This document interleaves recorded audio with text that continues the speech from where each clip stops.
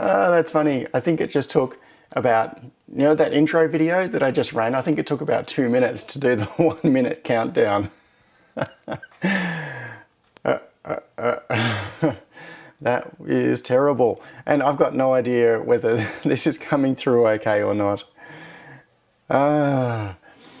So, first though, I acknowledge the traditional owners of this land. I pay my respects to their elders, past and present, and to Aboriginal elders and peoples from other communities who may be taking part in this live stream today. Now, I've got to find my cursor. Where is it? The problem is oh, there it is. Okay. So, that was not a good start. Good morning, all my super friends. Dodgy, I see you here, Michael, Amanda, Austin.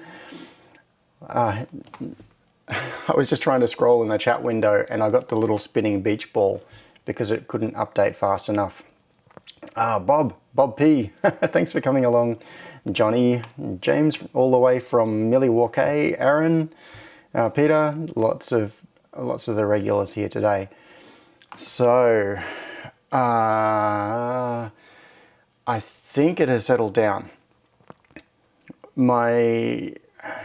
Before the live stream, like 20 minutes or so ago, I tried to open a terminal window and I sat there for a minute and it popped up, it opened the window, but it didn't actually bring up the command prompt. Nothing happened. I was sitting there waiting and I was thinking, this is not a good sign. My computer was so laggy that just moving windows around was slow, and I thought, oh, no worries, I'll just reboot before the live stream and everything will be fine. And I rebooted and then logged in and sat there. It took 10 minutes and it was still opening windows and churning and churning. So, oh, James Maraca just said, watched a few episodes from California past few months. Today, watching from Sydney hotel quarantine. So you're back in the country. James, it's so long since I've seen you. When did I last see you? I think it was probably at an LCA maybe 10 years ago. Give or take, something like that. So long. I hope you're doing well. And you finally made it back from, back in through... Okay, I don't know if I really want to talk about this, but the whole thing about preventing people coming back into Australia from India, that kind of pisses me off. So if you come back into Australia from India, you can be thrown in jail and fined, I think it was like $60,000, but you come back into Australia from the USA and it's no problem. You just go through quarantine as usual. Okay, let's stay away from that subject. But in any case, James, I'm glad you've made it back. So, Jordan said HD might be dying. Yeah, I don't know. This is a machine that's got very few hours of runtime. In fact, I can probably find out the runtime, but I won't. It's a computer that was used in the IVT office some years ago. And then when IVT was sold and the office was disbanded, this computer came home and it's been sitting on the bench over there as like a second machine, backup machine, used very rarely. So it's a few years old. Like what is this machine? About this Mac. Okay, I clicked it. I'm waiting for the window to open. This is how long it's taking to open the About This Mac window. Still waiting. Still waiting. Aha, it's opened. It's a late 2015 iMac with an i5, 24 gig of RAM, and it has not done very much work at all. But it seems to be struggling today. So, anyway, what are we going to do today, brain? I thought that I would talk to you about that because, all right, my original plan had been that we would do a little bit more hacking on the UT61E multimeter and mess around with that. How are we off for hard drive space? Gavin asked. Heaps. That's not a problem. In fact, I wonder if this is a Fusion drive. I don't even know. I've just clicked the hard drive icon to find out, and I'm waiting. I've got the spinning beach ball. It's open. 578 gig available out of 1 terabyte, so I'm using like 40% of the disk or something. Not much. Anyway, that's another subject. So, what I was going to say earlier was, I have a feeling that people are kind of bored with the UT61E hacking. So maybe we'll take a little break from that. I was intending to go back on, back to doing the UT61E hacking. I have to collect my thoughts now. Sorry about this. But one thing I noticed is that live stream viewers have been falling off basically fairly dramatically over the last couple of weeks in terms of numbers. And to some extent, okay, two ways of looking at this. One is, it's my live stream. I can do what I like. I can talk about what I like. And if you don't like it, go away. So that is, to some extent, that's the attitude that I take with doing videos for my channel, because I'm not here to build a big audience or, those sorts of things. I'm here to work on fun things that interest me, and to talk about it. And if it's not interesting me, then why would I even be bothering? So that's one thing, is I could just keep doing it. But the other way of looking at it is, these live streams in particular, this is kind of like a conversation. It's me talking to a whole bunch of you all at the same time. And if you were having a conversation with a friend, like you're just sitting there chatting about stuff, and the friend was talking about a subject that you weren't interested in, you didn't care, didn't want to keep talking about it, it'd be pretty rude to keep pushing that subject. So I don't want to keep doing things that people don't want to see, or keep talking about things if you don't want to talk about them. Yeah. Okay. Scott said, Dagnabbit, was hoping to see it finished this week. Yes. My expectations of how quickly it could be finished have been totally reset since the first week. My idea was, the first week we would probably get it publishing to MQTT, and then the second week we would be doing something like displaying the data on the screen. But no, 3 weeks, and all we've got is to the point of publishing to MQTT.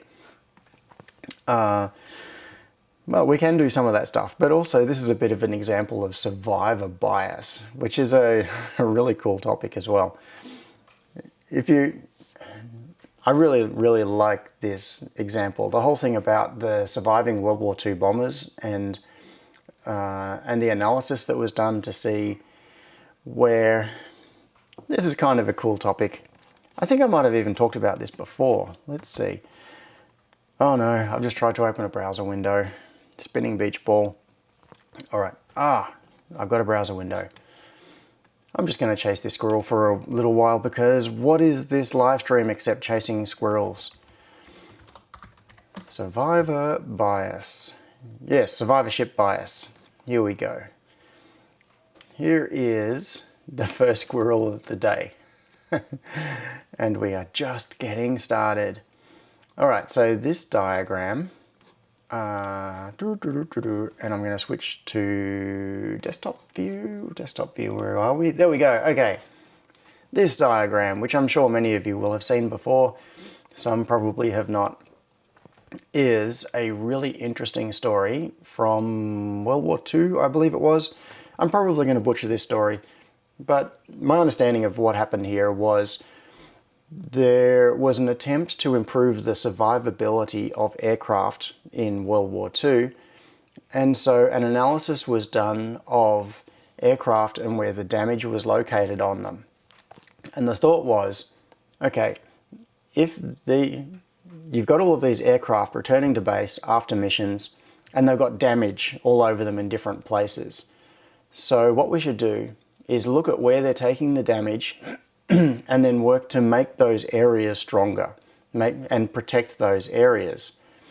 So what they began doing was an analysis of all of the aircraft and a diagram like this, and then make a mark on the aircraft to show where that damage was sustained. And then over time you can make a thing like a heat map, like this diagram that's on the screen right now, that shows, okay, these are the aircraft that come back, like the aircraft that have been flying on missions, this is where they're taking the damage. Therefore, this is where we should be concentrating our efforts in making the aircraft stronger. And at first glance, you might think, sure, that seems really obvious. But the interesting thing is that what this diagram is showing is the exact opposite of what you think it is, because the aircraft that come back are the ones that have survived the mission. The ones that don't survive the missions are the ones that were damaged in the other locations that are not shown in the diagram. So it's like an inverse heat map. And so any effort that is spent on making the aircraft stronger in the area shown by this diagram means that you are fixing the exact wrong thing. And the aircraft that take damage on all of the white areas, like the engines, the cockpit, the center rear section of the fuselage, those are the ones that don't make it back from the missions. So you have to make sure that you fix those areas. Anyway, I just think survivorship bias is a really cool concept. So,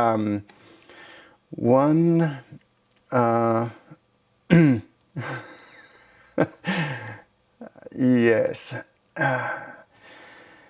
Yeah, Scott said, but if it returned to base, the damage they can see is irrelevant. Yeah. What this diagram is showing is the areas that are capable of taking damage and the aircraft still flying. So those are the areas that you don't care about in terms of improving its survivability. Anyway, I really like that concept. I like logical fallacies in general. They're interesting to play around with. Andy said, is that like the Stockholm Syndrome for home automation projects? Maybe. Oh, Ecognito said NTP analog clock. Yeah, that's another interesting one. So Bob P says, this does interest me, especially the MQTT into OBS bit. All right, so I forgot. The reason that I was just telling you about survivorship bias is, for a few weeks now, I've been talking about doing this hack on this multimeter. And the people that are still with me, which means you, are the ones that actually find it interesting. So if I ask you right now, should we do some UT61E multimeter hacking? You're going to say yes. And the people that haven't come along to the live stream today because they're sick of it, they're not going to say anything. So I thought that, at least for this week, we might take a slight break from it. Although what would be a good move, I think, is I might, even on the live stream today, what we could do is push the stuff that we've got so far up to GitHub, and then if any of you want to look at it, hack around with it, try to do it yourself, improve on it, go for it. So, James said yes, Peter said no. I don't even know what you're replying to. Gavin said yes, but they're not here. So if they're not here, we should just do what we want. Okay. Dodgy says, no, I don't find it interesting. I don't have anything better to do this Sunday morning. Yeah. I don't have anything better to do either. But I appreciate you coming along, Dodgy. Adam P says, can't we do both? Oh, yeah. All right. Ecognito, first week for a while. Welcome back. Now, now this leaves me with no idea what to talk about. So, So. All right. What? I'm going to risk it all and try opening a terminal. Come on. Term, iTerm, so that maybe I can push some stuff to GitHub. Term, it's still opening. Come on. I'll get to a command line eventually. One day. Coffee! Well, in that case, I should give a shout out to Erica. Erica, good morning. I hope you're having a great Sunday morning. Oh, I've got my terminal back. So James asked, have you been using the test probe jig that you assembled on the stream? No, it's sitting, oh, you can't quite see it. It's just behind the second microscope. So get that one out of the way. There's another microscope behind it. And then behind that is the test jig. But I have not been using it. And Scott says, do all the things, order pizza and keep going until midnight. That is very tempting. I could just order pizza at the start of the live stream, but then you'd all have to be watching me eat, which would not be good. All right, so before I bring up the desktop. Oh, Aaron said, oh, this could be an interesting little squirrel chase.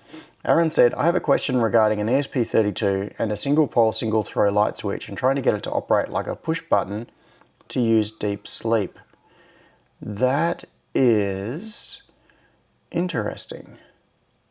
Oh, Touch Portal has just opened. Touch Portal is the program that I use for changing cameras and things on OBS. I started launching it before I began the live stream. It has just finished opening. So I'm just going to drag that out of the way. And what was I doing? Okay. Got to go into Dropbox, Superhouse, Projects, UT61E Wi-Fi. Here we go. So Aaron, that was an interesting question about deep sleep and the single pole, single throw switch. I think that is worth talking about. I may not have an answer for you, but it's an interesting question. So we could probably get back to that. Untracked files, firmware, resources. Let's see, firmware. It's not very exciting watching me push stuff to GitHub. But, okay.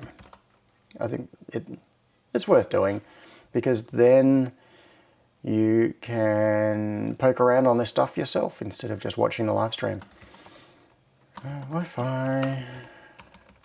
I've got to do something before I switch to the desktop so you can see what I'm doing because I don't want to reveal all my network credentials. So what I'm going to do is to copy config to config example and edit config example to remove all my credentials. And then I will be able to switch to a view that you can see and it will be less interesting. So go and chat among yourselves, which you always do anyway. Okay, your SSID, your pass, your PSK. So we've got events, blah, blah, blah. In this config file, you know how we started off by taking the air quality sensor project and then butchering it? I'm just looking through the source code for this now and it's still got PMS entries everywhere, particulate matter sensor, RX from UT, I've got to change this, UT61E equals UT61E TX, that'll do. I'm not going to clean this up more. It's a bit of a mess, but so what. All right, now I've got to add a git ignore. And I'm going to add config.h to the git ignore so that you can't see all my details. So, I wonder if this is going to work. cd git add dot git ignore.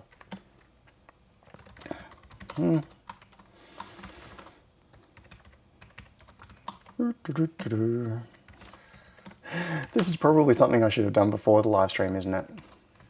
I think it might be. Git add firmware. I've got a repo inside another. Okay. All right, I'm just making a mess and I'm making you wait. So I'm going to give up on that for now. But what I'm going to do is, what I will do is create a repo so that at least there's somewhere that you can check after the live stream. Now, what have we got? Yeah, you know, sorry, I think you're right. You don't want to see me eat pizza. Yeah, UT.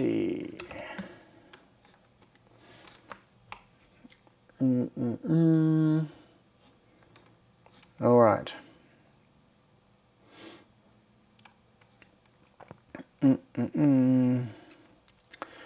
Peter Lawler says, Sudi, make me a coffee. That is tempting. I could make a coffee and ship it to you. All right. I want to get back to Aaron's question because that is interesting, and I'm sure that there are people here in the chat who will have an answer to it. So, what was I doing? Come on, change to desktop. All right, so let's, before we get back to Aaron's question, let's make a repository, new repository, and stick it on Superhouse and UT61E Wi-Fi. That'll, nope, already exists. Okay, I must have already done that. Where is this fictitious UT61E repository? Oh, there it is, all the way back there. All right, so I've got this repo, but it does not have the firmware in it. This is from when I started messing around, because my original idea, before I decided to make this a live stream project, was that I was going to design a little board that goes into the back of the multimeter. And so what I did was took another project and basically just duplicated it and changed its name and everything. In fact, I don't even know what state I got it to. I think it's just a, it's some other I can't remember what I forked it from. It's some other project with a whole bunch of stuff ripped out of it just as like a starting point. So if anybody's interested in this, check out this URL or this repo. What I'm going to do is add the firmware to that repo. Oh, Johnny, the best Linux command ever. Alias please equals sudo. Yes, that's a good idea. So please make me a coffee. Okay, let's get back to Aaron's question and see if anybody has any ideas. Now, I'm just going to summarize because Aaron has put in a few notes here. Aaron says, I have a question regarding an ESP32 and a single pole, single throw light switch and trying to get it to operate like a push button to use deep sleep. I'm messing around with an ESP32. I'm detecting the single pole, single throw toggle on GPIOs and sending MQTT messages to specific topics. Cool. Oh, and there is a URL. What is that?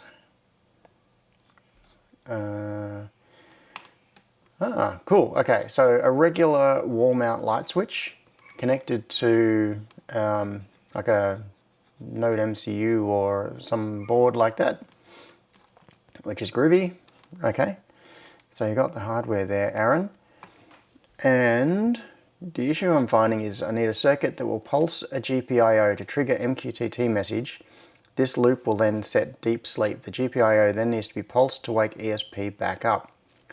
Ah, okay, I've gotcha. However, I want to run the circuit on battery, and thus I either want the circuit excluding ESP to use no power while sleeping, but on a switch toggle, pulse the GPIO to wake it up. Yeah, okay. Gotcha. I see where you're going. I believe the ESP32, I can determine whether to use low or high using ESP Deep Sleep, enable EXT0 Wake Up, GPIO NumX level. And I thought of using a variable to change level to the opposite of the current state. Alright, so I think what you... Alright, I think you've got two issues here. The first is waking up the ESP, and the second is going to be sending the message. And I think the second problem is super easy. Barely an inconvenience. But the first one, so waking it up from a single pole, single throw toggle. So waking an ESP32 from deep sleep, excuse me, involves triggering an interrupt. And that is normally done, I think, on a high to low transition on a certain pin. So let's see, ESP32 deep sleep. Let's see what we can find. Aha, random nerd tutorials for all your nerding needs. Random nerd tutorials always have interesting stuff. So, what do we do to wake it up? So timer wake up. Yeah, we don't want... Okay, so backing up a little bit, there are a few different ways that you can come out of deep sleep. One is with a timer. So you can say, wake up and do something and then go back to sleep again. But you don't want that. We want an event to activate it. Now, ideally, this should be done without using any other external electronics. So we could probably solve this problem by building a circuit that goes in between the switch and the ESP32, and it acts as a one-shot, like a monostable multi-vibrator. So a one-shot that sends a pulse, and it is triggered on either a low to high or a high to low transition on the input. And as you said, ideally using no power. So let's have a look at this. So timer wake up, touch wake up, external wake up. I think external wake up is what we care about in this case. Although maybe touch wake up could be useful. I don't know. Okay, sleep pattern, blah, blah, blah, blah, blah. Let's see what we can find. Light sleep, deep sleep, hibernation. RTC timer only is running. Power off, chip PU is set to low level. Okay.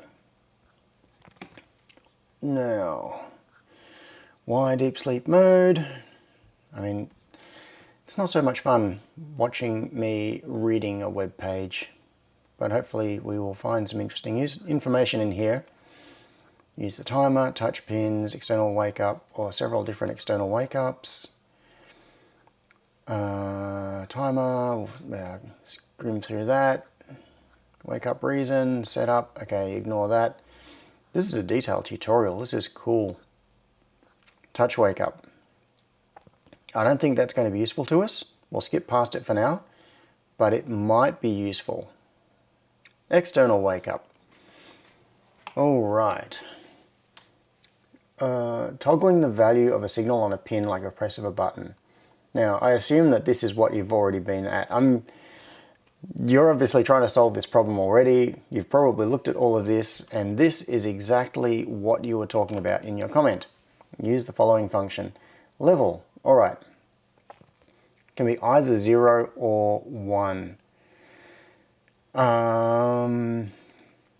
Now, one way to do this would be external wake up. Wake up if any of the pins you've selected are high. Wake up if all the pins you've selected are low. So we could do this by using I'm in my head now, I'm visualizing a circuit. I think we can do this by using two inputs, defining two interrupts, set one to be high level, one to be low level.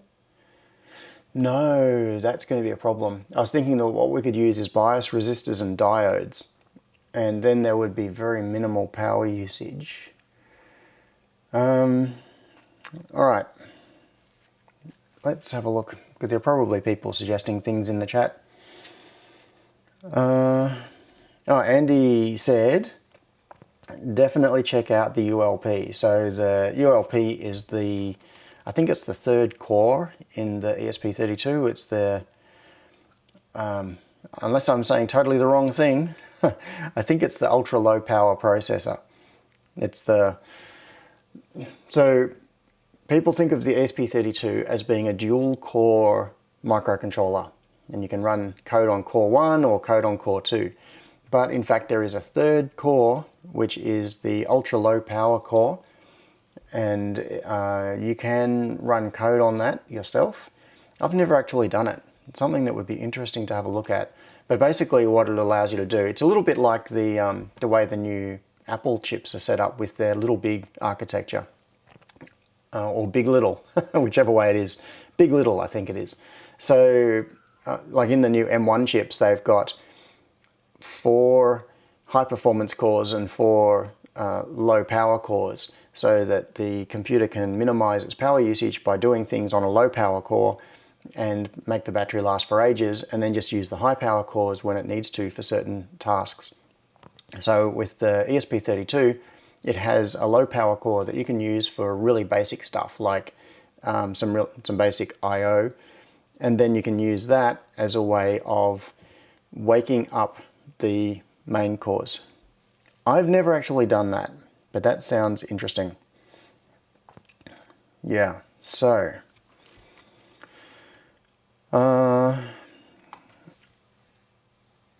okay, so Aaron says I can use a variable to change level to the opposite of the last set state, so low to high and high to low. The issue is the battery and circuit and using no power. I don't think you can use no power. You can use very, very low power. So, yeah, Aaron said that, so what I was talking about with resistors and 2 inputs would work with a single pole double throw switch, but not a single pole single throw switch. I beg to differ. I think with a couple of diodes and a couple of resistors, you could make it work with a single pole single throw switch. But the problem is, my reading of this is that if, for example, you have an input and you have set it to wake on a low level, so when you turn the switch on and close a circuit so that you pull an input to ground, you can't then, if you then go to sleep, it'll immediately wake up because it detects that it's still low. So I don't think it's a high to low transition. I think it detects on the state of the input. So if you've got an input that is set to wake up on a low state and you have a switch that holds it low, it's never going to sleep. It'll just keep waking up constantly. So I think my original idea is not going to work because you would have to do the transition. So it looks like the problem is not quite what I was originally thinking. So what we could, it'd be quite easy to do a circuit where you have a single pole single throw switch and you have 2 outputs, and when the switch is in one position, one of the outputs is high and the other one is low, and you put the switch in the other position and they switch.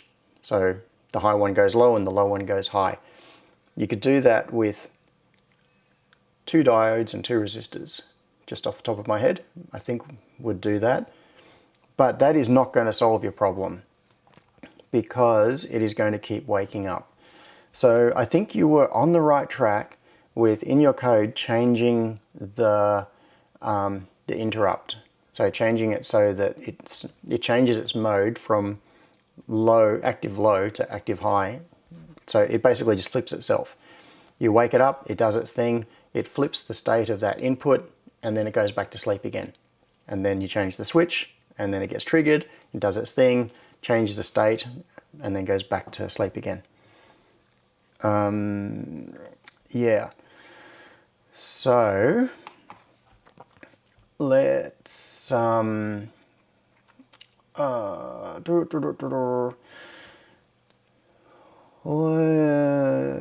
let's think about that for a moment.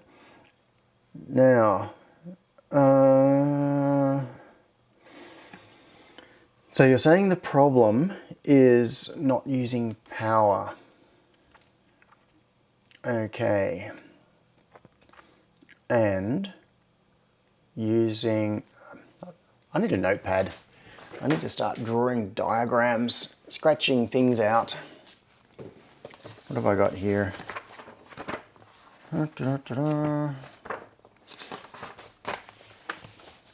Yeah, this is one of those things where trying to figure this circuit out could be very embarrassing. James said, I'm late. How far off topic are we today? The question is, what topic? Oh, and Aaron said, this is why we need a whiteboard. Yeah. A live whiteboard session. I can just use the overhead camera and sketch, so that works. But I'm going to embarrass myself if I try. So, yeah, Johnny says surprisingly on topic, actually. Yes, we are on the topic of home automation for a change. Oh, Johnny said Trig board is designed by Kevin Darragh. Yeah, that name is familiar. I'm pretty sure I've seen the Trig board, and I've probably seen Kevin on Twitter or somewhere. So that's a board that is designed for very low power use and is interesting. But, oh, and the other thing is Xeon's Tiny Pico does extremely low power consumption as well, and it's got built-in battery management. So the Tiny Pico, it's quite, unfortunately they are moderately expensive, but they are really, really nice boards. So this little Tiny Pico designed by Xeon, who is usually in the live stream, but I haven't seen him here today, could be a board that would do the job. And as you can see there, compared to a AAA battery, it is tiny. I could grab out a Tiny Pico and wave it at the camera, but you get the idea. Oh yeah, optimized power paths and deep sleep current. He specifically designed it to use as little power as possible. So as low as 10 microamps in deep sleep. So that is worth looking at as well. Now, what we were talking about though was power usage. All right, so looking at this number that Xeon has quoted here, he rates it, where was it? There. Our official current rating in deep sleep is 20 microamps. And part of that is also the efficiency of the voltage regulator. So there are lots of design decisions that go into making a board that runs at this sort of level of low power. So he's saying 20 microamps officially, or 10 microamps he has seen. So back up here on this Random Nerd Tutorials page, there was a thing talking about power usage. Where was that? Mode. I thought I saw something where it was talking about power. Okay, deep sleep. ULP coprocessor is turned on, 150 microamps. So RTC timer plus RTC memory, 10 microamps. ULP sensor monitored pattern, 100 microamps. So, yeah, okay. Anyway, it's in that ballpark. I think that's the lowest that you're going to manage. So, Aaron, just to clarify, because your primary concern is about power usage, because the thing is that if you didn't care about power usage, you wouldn't be putting it to sleep, and you would be, oh, there's another thing, wake up time. So if you didn't care about power usage, if you had power available to that location, to where you're going to install this light switch, you wouldn't be caring about any of this. You would just have the switch going to an input, you would turn on input pull-ups, and you would detect when it goes low and do something, and then detect when it transitions to high and do something. So the fact that you are caring about power suggests to me that you're going to be running this on a battery. So, Christian said, the video I posted has 0 usage in offstage. What did I miss? Going back up the history. Christian, did you post something earlier? I'm just scrolling back, and I can't see. I can't see any previous posts by Christian. So, Christian, if you can clarify what you meant by using 0 power, I would appreciate that. Now, also,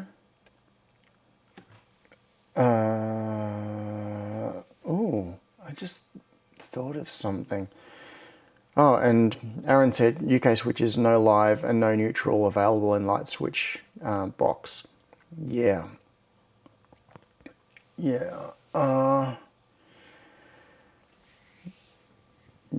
well, James, that can be done, but the issue is that we don't have a button press. We have a switch that is changing state, and it stays in that change state. But I'm just thinking about something. The switches, let's go back to the this photo. Okay, Aaron, this is the light switch that you have on the wall. Now, most light switches, I don't know how it is in the UK, but in Australia, all light switches, every one that I've ever seen, is a single pole double throw switch. It's not single pole, single throw. And the reason is that it needs to be able to support two-way switches. And what they often have is in the back of the switch, there will be where the active goes in, and then there will be the switched output, and then there'll be another screw terminal in it, often with a little plastic cover over it. And by default, you don't use it, but you can break the plastic cover out and put another wire into it, and then you can switch between the two outputs. So single pole, double throw. Maybe that's what you already said. Oh yeah, single pole, double throw. Yeah, okay, so that's what we were getting at before. So I have a feeling that your light switches, if you look in the back of them, are probably actually single pole, double throw. Oh, okay. Christian Elwood said, Electro Noob's Latch Circuit video. Ah, cool. Thank you for clarifying that. Christian, are you Electro Noobs? I'm going to have a quick look for that. Electro Noob's Latch Circuit.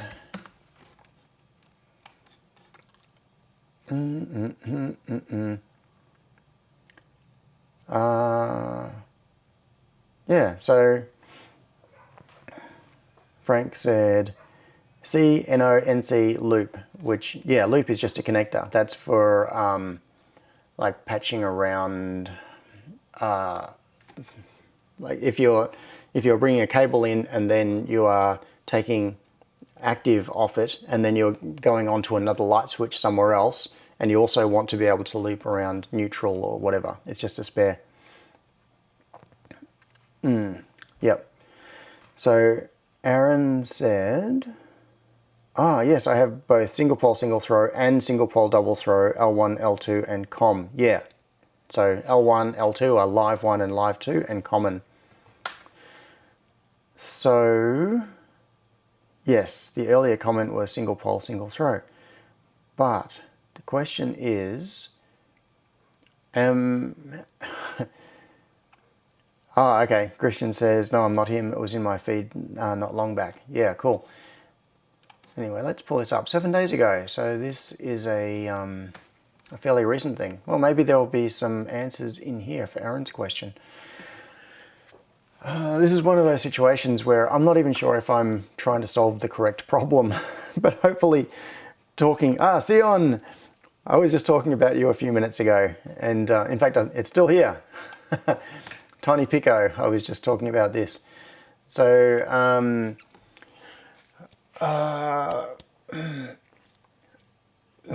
what what was I saying? That's right.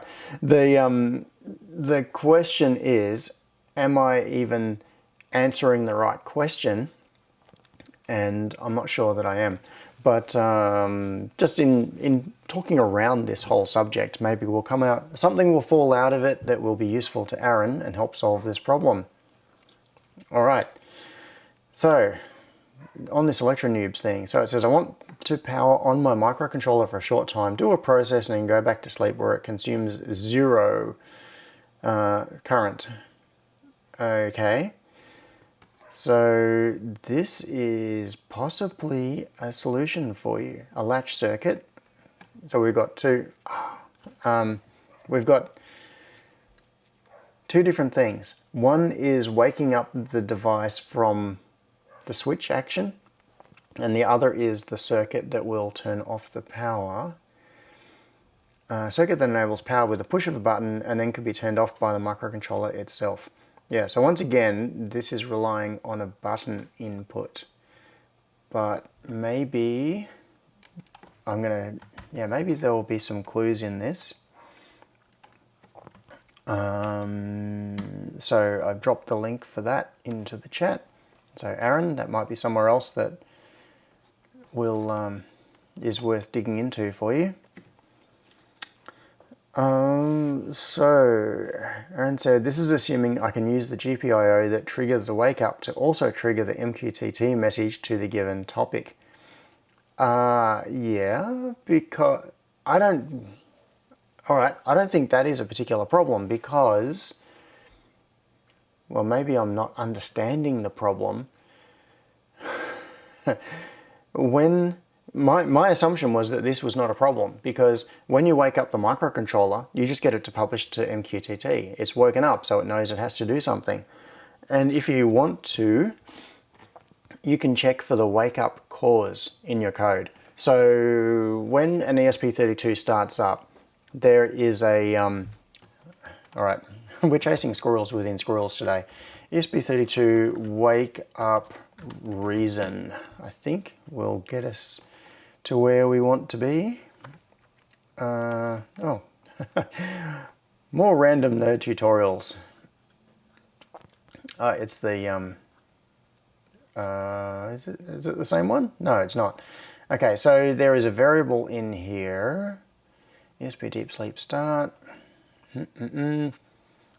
Somewhere there is a wake up reason. And then, oh, hang on, here we go. Here we go, yes, look at this. Here is an example. So this bit of code right here looks at the wake up reason. So wake up reason equals ESP sleep get wake up cause. And then if it's one of these reasons, then you can do different things. So what you could do is use this to Michael, yes, meta squirrels. What you could do is use this to determine that the reason that it was woken up.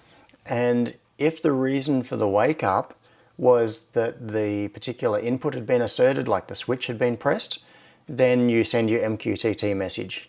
And if that wasn't the reason for the wake up, then you don't send it. So I think that part of the problem is not too hard to solve. That's a reasonably straightforward thing. But did I drop this? All right, I'm going to drop this URL also in the chat. Maybe that will be useful for you, Aaron. If you start looking at the wake up cause response value, this thing here. So the output of that. Now,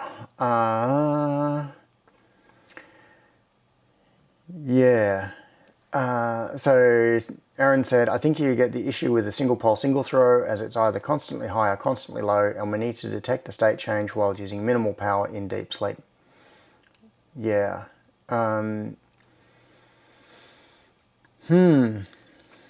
Yeah, and the latch circuit is the same as it's based on a pulse of a button. Yes, that's right. So I'm just wondering how we could go about, let's see, maybe this won't help. 555 one shot. Let's see what options we've got for creating a one shot with a 555. Monostable mode, that's what we want.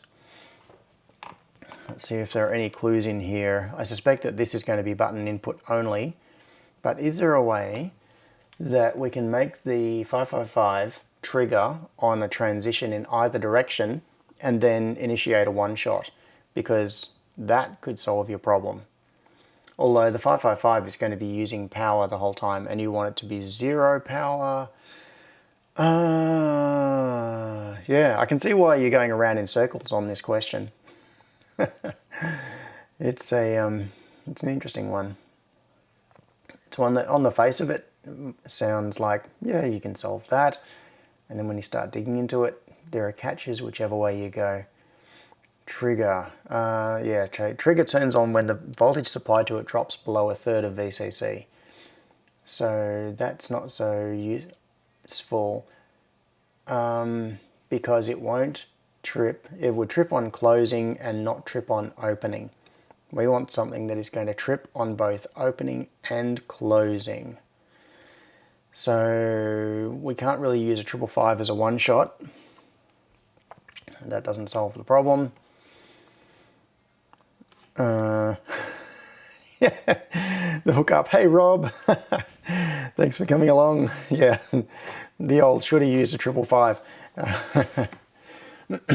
I know, instead of a 555, what we could do is put a microcontroller in there and use that to run the microcontroller. Aaron, I so wanted to use a 555 as it's always the in joke. Yeah. Different. Okay, so James said you might need a different solution for on versus off. Now, that has got me thinking. Yes. Are we trying to solve two different problems with one method when we could be using two methods to solve those two problems? So maybe a combination of a one shot, which would take care of a high to low transition, and have the low to high transition taken care of by, I don't know, I think this is overcomplicating it. Yeah, I see what you're saying, James. That's an interesting way of thinking about it. But I don't think it's necessary. I think I need to go back to sketching a circuit. Yeah, Sion said you can use 2 by GPIO, 1 for high detection and 1 for low detection. Yes, we talked about that earlier, actually, just before you came on, and there is a problem with that, I believe. You can probably correct me on this. So the problem, I believe, is, where are we? Deep sleep, that the wake up does not just act on a transition, it acts on a state, which means if we have one input that is triggered on a high state and another input that's triggered on a low state, and then we supply those based on the position of a switch, and we can do that with some resistors and things, then it is never going to go to sleep because one of them will always be asserted and one triggers on high and one triggers on low. So the solution that Aaron has been using is to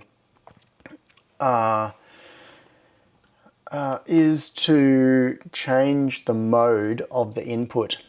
So what you do is you have your switch in a low state and you set your input to trigger on a high state and then go to sleep. And then the switch changes and then you do whatever your event is because you've woken up, and then you change the input mode to trigger on a low state and go back to sleep. And then the switch changes and it drops to a low state, you wake up and you do your thing. So I don't think that is... Yeah, the more I think about this, I'm beginning to wonder what the problem is. Because if you do that, you will always be going into a deep sleep mode and then waking up on the next switch transition, and it doesn't matter if it's transitioning to high or to low, because it's going to be the opposite of whatever it was last time you were awake. So, that doesn't... Oh, Sion said, keep reading, I had a solution for that. Okay, I'm talking and not reading. I should be reading. All right. Where? I'm just trying to catch up. So, use a high side switch that goes high when input goes low, and low and input is high. Again, both going to 2 by RT. Yeah, okay. So, yes, that could be done. And at the start of this, I was talking about using a circuit that will assert the two inputs, but yeah, and Jordan has said, can you change the wake parameters on the fly? Yeah, I think that is the solution, which is what Aaron has been talking about. Maybe oh, Rob said, the problem is a fast transition, right? Like high-low before the program completes.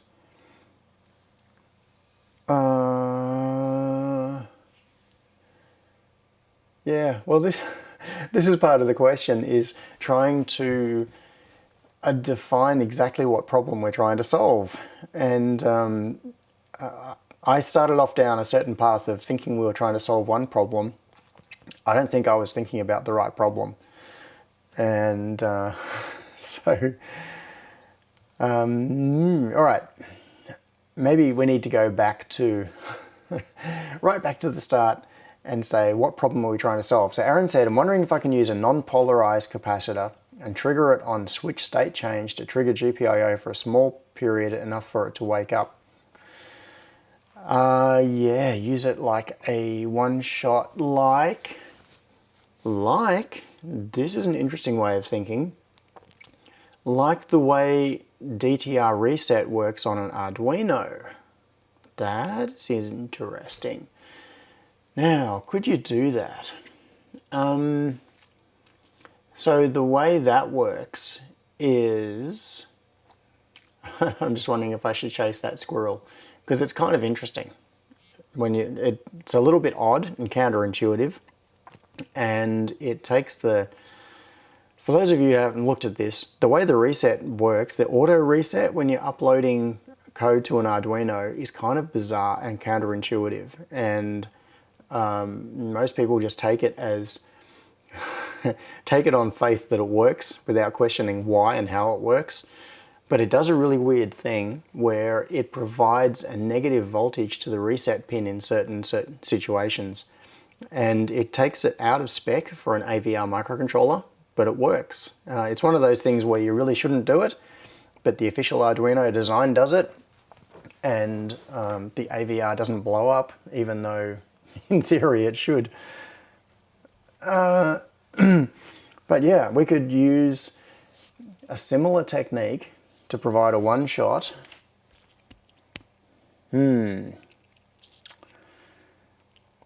Yeah. All right. You know, it feels like I've totally lost my train of thought on what we're doing here, talking about different random things. All right, so Aaron says, if you draw a single pole, single throw switch and circuit using a battery, and you'll see the problem without some wizardry circuits. Problem is down to detecting state change in both directions from an unpowered state. Yeah, from an unpowered state.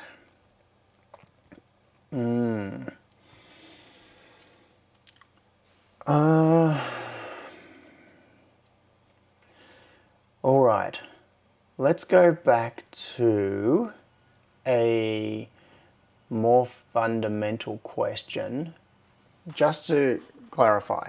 Getting back to this. So this is what Aaron has. He's got light switches and what looks like a Node MCU.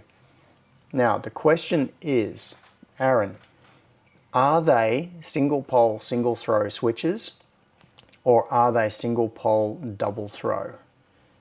And I think that is going to guide how we go about solving this problem. Because if they are single pole, double throw, it opens up some more options and may even allow us to do an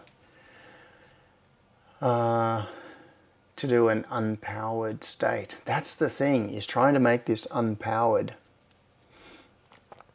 Long flare, hey, Chip. Thanks for coming along. Your apology is accepted, but you have to put 10 cents in the tip jar. Yeah, deep sleep, lowest power possible to operate on battery. And in deep sleep, I think it even disables the RTC, or does it? No, RTC is still running in deep sleep. So hibernation is RTC timer only. Power off, RTC timer only. So maybe someone out there much more knowledgeable than I can clarify. All right.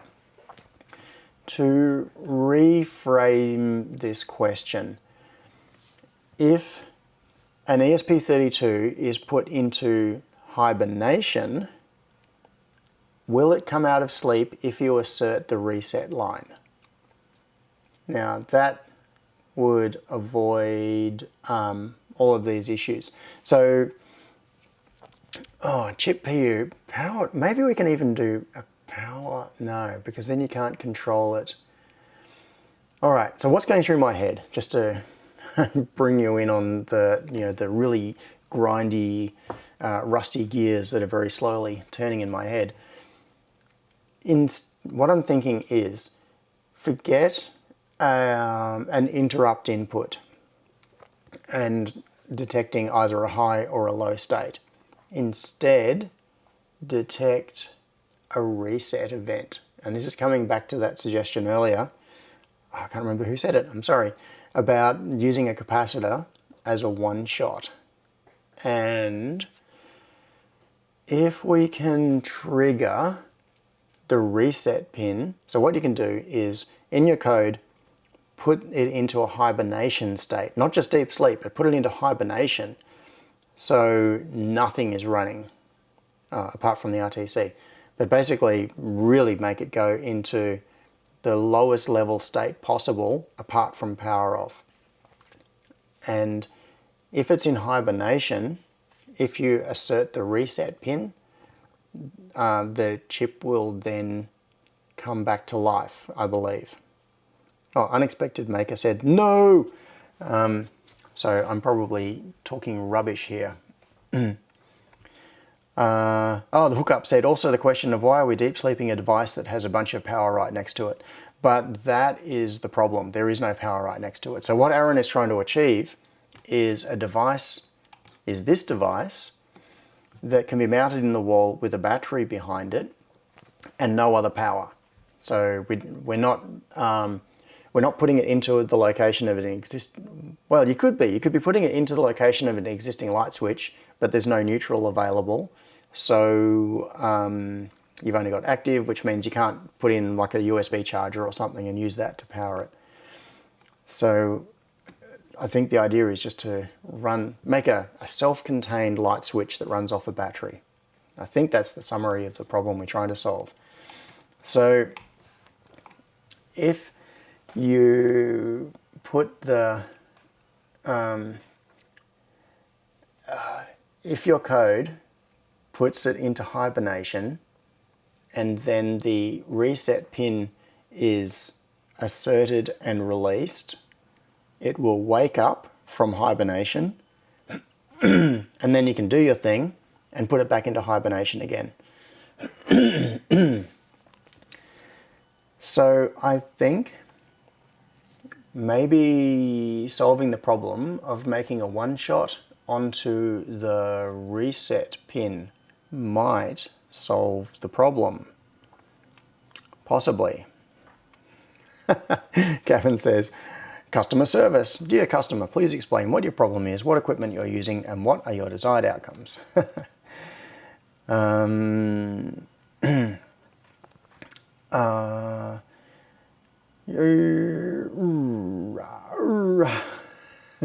Unexpected Maker has been shouting no, but I don't know what the no was in relation to. Andy said, so just buy the right sort of mechanical switch and solve the problem. Andy, yeah, okay, that is the voice of pragmatism. We could have, how many of us are here? Okay, so we've got 77 people currently on this live stream. We're sitting here for a couple of hours. So we've got 150 person hours of time taken to solve a problem that could be solved by going off and buying a different switch. Yeah, unexpected. Okay, so Sion said, rest is not reset, it's on or off. Rest, is that reset? It's on or off. Okay.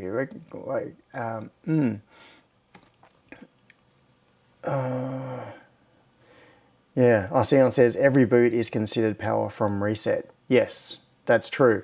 But there are also reasons. Every boot is considered power from reset. But can we distinguish, and to some extent I suppose this doesn't really matter, because you can send an event. What'll end up happening is that while you're doing development, it'll be sending MQTT events, but you can just be ignoring them. And then once it's deployed, you can run an oscillator through the switch so it toggles states constantly to create edges. Aaron says, happy to move on. Just thought it was an interesting problem to see if there was an interesting workaround solution. I'm quite happy to keep talking about this because this is interesting to me.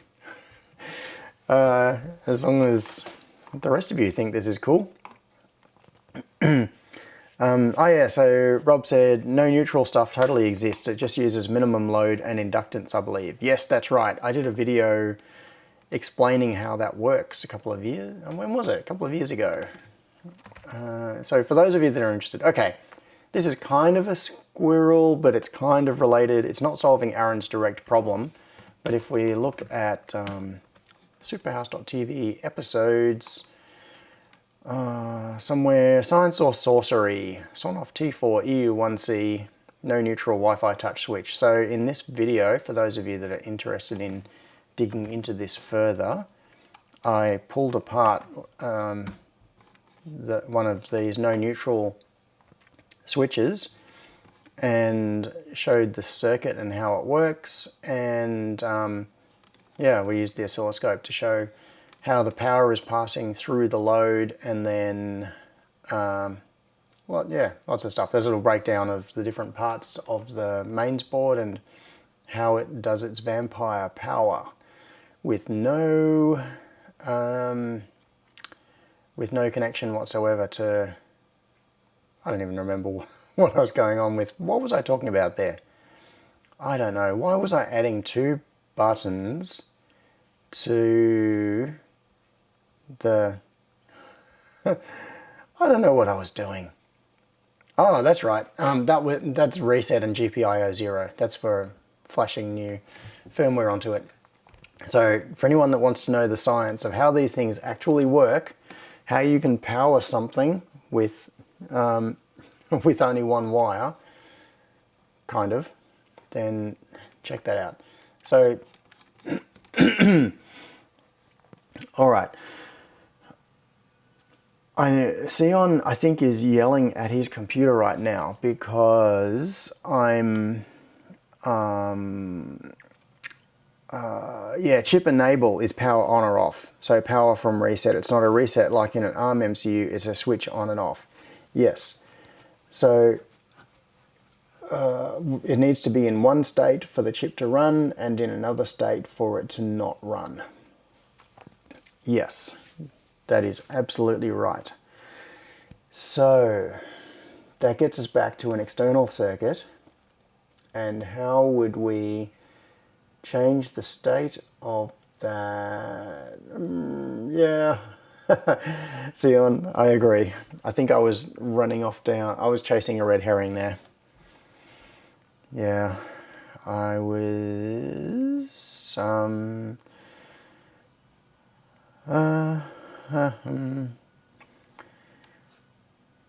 So, Sion is saying, single pole, single throw, use internal pull downs. Single pole, double throw, use high side switch. All right. So Aaron is saying, okay, so I'll just run with a single pole double throw switch with a tiny Pico and use ESP sleep enable EXT0 wake up using 2 GPIOs per switch, one for high and one for low. I don't think you need to. I'm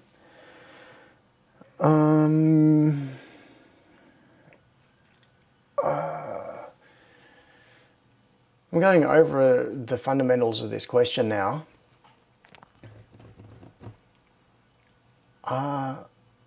If you use a single pole double throw switch with 2 inputs, I don't think that solves your problem because one of them is always going to be asserted. So you're never going to be able to sleep. I think you need to go back to your original idea, which is changing the mode of the input. Maybe I need to... I kind of think visually. So let's do... Is this going to work? But the thing is that when I draw diagrams, it only ever works in my own head. It never comes out on paper the way that I expect that it's going to. All right. How do we look at this? So we've got our tiny Pico and we have a switch. And the switch is connected to an input and to a ground. So that's ground, and this is a GPIO, and the switch is single pole, single throw. Oh, I shouldn't have drawn my my label in there. Okay, then on GPIO, you can either use an internal pull-up or an external pull-up, doesn't matter. So what's going to happen is this input is going to be biased high when the switch is open. When you close the switch, it's going to be biased low. All right, so that is the simplest possible case for the external circuit. So what we need to figure out is whether we can make this work with your requirements. And then we have, a battery, which is connected to ground and VCC. You know, there's probably a power management circuit in there. It doesn't matter. So Tiny Pico's got, you know, power management. We'll ignore that part of it for now. We'll assume that it's got power from a battery. What we care about is the input and the switch here. So, it probably feels like I'm going in slow motion now. So I'm just going to write this out. So we'll say, let's look at it from a timeline point of view. At time 1, we have GPIO X is it's like a wake up interrupt input, and it is going to trigger on low, and the TP is asleep. So this is describing the static state here with the Tiny Pico, the switch is open. and it's on a trigger low. So at this point, the input is high. Then you close the switch, and then we go to point in time low, 2. So the trigger is still on low, TP wakes up. And then 3, TP transmits to MQTT. Okay, and then 4, TP changes it to trig on high and then goes to sleep. And then at that point this is closed. So then 5, the next event is going to be the switch opens. So this is the next time you've used the switch. It's still in trigger high. The TP wakes. It sends its MQTT message. Hopefully this is all making sense. It sends its MQTT message, and then it basically just goes back again. It sets the trigger on the low and goes back to sleep. So each time the switch changes state, the tiny Pico is going to wake up, send a message, and then flip the sense on that input so that it wakes up on the opposite trend, on the opposite state. Now, hopefully I've summarized the sequence properly. I'm going to come back. All right, so Aaron says, yep, that's what I have right now, all good so far. Scott says, nothing wrong with slow motion, makes the squirrels easier to catch. All right, so Gavin says, put a momentary action switch on the battery feed and hold down the button for as long as you need to send an MQTT message. No, but the problem we're trying to solve is making this work with a regular light switch. Now, if Aaron replaced this with a momentary switch, all of these problems would go away. But what we're trying to do is just make it work like a regular light switch. So you walk up to the switch and you flick it, and an event happens, and you flick it the other way and a different event happens. So, and what you could even do is you could check in the code, you could check the state of that input after you've been woken up. So you can detect, have we been woken up because the switch closed, or have we been woken up because the switch opened? And you could send a different message. So the idea is to make it work exactly like a regular light switch, but to make it battery powered and have an ESP32 behind it. Yep. Okay. Aaron says, yep, that is the circuit and idea I first described. So I don't think you have, maybe I'm misunderstanding the whole problem. This is why articulating it like this might be good. Is the problem that when the ESP32 is in deep sleep, it is still pulling too much power? If that is the problem, then we've got a slightly different issue. So actually something that someone here I'm sure can answer. So Aaron says, I thought there was a flaw in my thinking, or that someone smarter than me would come up with a better solution. No, I think you're on the right track. I don't really see the problem with this. So that process that's on that notepad right now, what the end result of that process, if it works, is that you will have your ESP32 in deep sleep when it is not doing anything. So, okay, the question for the audience, this is something that I should know and I don't, because I've never actually done much with low power stuff. And other people here, like Sion, have done way more than I have and can answer this question. How fast does an ESP32 wake up and connect to Wi-Fi if it's been in deep sleep? If we're talking about milliseconds, then you don't really have a problem. If you're talking about multiple seconds, this could be a really big problem. So how fast?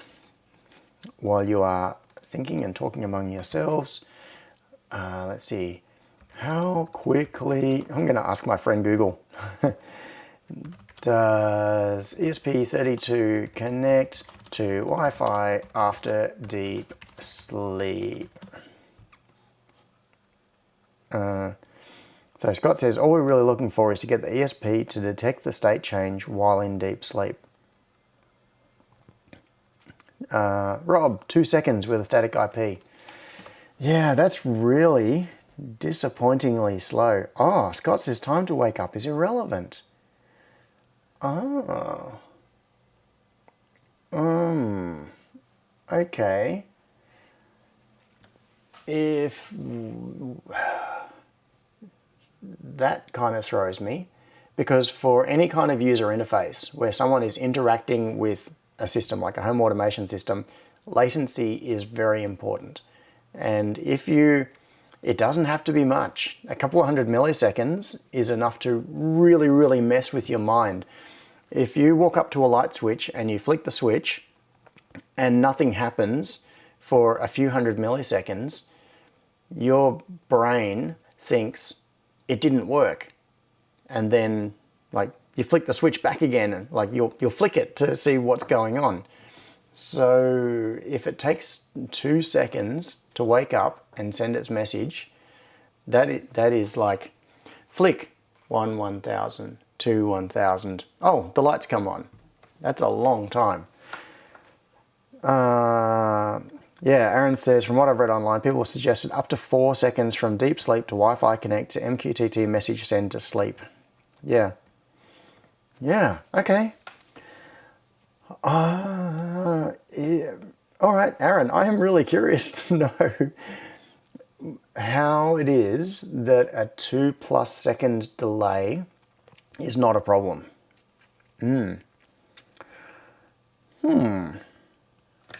Okay, trying to balance quick response and minimal time awake for power savings. And James said, wouldn't the internal pull-up increase power consumption? The internal pull-ups are very weak, I believe. What are they in an ESP32? I can't remember. But that is an interesting question. Maybe we shouldn't chase that particular squirrel today, but do pull-ups on a microcontroller affect its deep sleep performance? So one thing you could do is just use a really weak external pull-up, like a 100K pull-up. Let's have a quick look at, let's look at this. Ohm's law calculator. And see, if you're going, this is the thing about job interviews and exams and all that sort of stuff. You get tested on whether you can do stuff in your head, but the reality is, with a question like this, okay, we've got voltage 3.3 volts, and I want 100,000 ohms. How much current is it going to take? And in milliamps, it is 0.0. It's bugger all. It's approximately bugger all milliamps. Okay, so faced with a question like that, it's faster for me to open Ohm's law calculator and type in some numbers than to do the V equals IR thing. So yeah, so you could use an external 100K pull-up, and it's going to use approximately bugger all milliamps to, while it's in deep sleep. So I don't think that's a huge problem. Yeah. Yeah.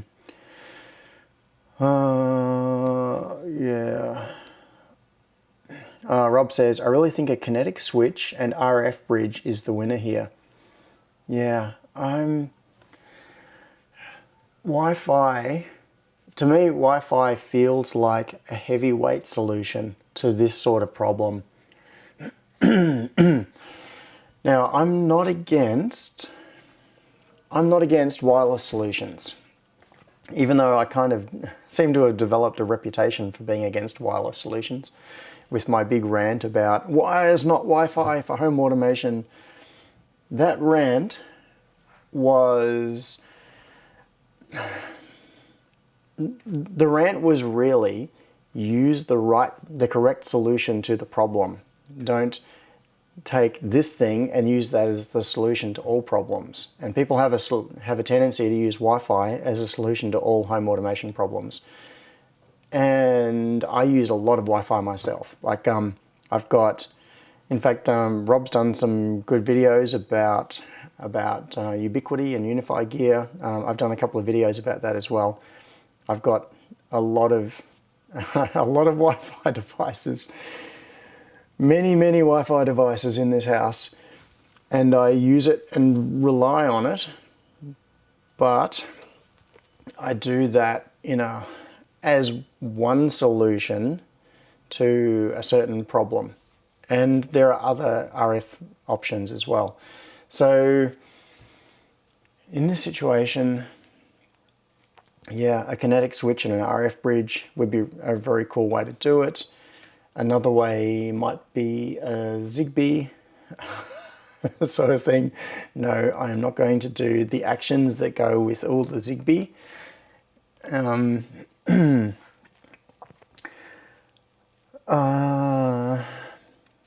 RF bridges, yeah. Okay, so RF is an interesting thing. So there's another video I did. Where was that? All right, think about how often you have to change the, not that, I was going to the wrong thing. I've had a real problem with spam on the Superhouse site recently, which is why there are all those notifications in the admin area. This one, the $6 universal home automation button. Now, this little project was using, basically this is like a DIY RF bridge. And if you think about how often you have to replace the batteries in your, your garage remote control, the garage remote control typically uses a tiny little button, not a button, they either use like a button cell or they use a little 12-volt battery, and they'll last for years and years with a tiny little thing. So, and they're very fast as well. So maybe a solution is something like this, an RF receiver connected to anything, doesn't really, whatever board you like. It could be a tiny Pico, so you could do an RF to Wi-Fi to MQTT bridge, and that would be fast because your bridge can be powered up and always awake, always connected, and just listening for RF events. And then when it receives an RF event, it publishes to MQTT, and then the world's your oyster. You can do whatever you like with that. But the device that actually goes out on the switch can be essentially like the guts out of a remote control transmitter. Like they're everywhere. You know what I mean. Hang on, you're not even seeing. I thought I was showing you stuff on screen. You can't even see it. Okay, so this project, the $6 universal home automation button, this was taking a 433 megahertz, in this case, button and a receiver, feeding the receiver into an Arduino, detecting events, and then triggering things. So this was the thing that I used on my rubbish bin.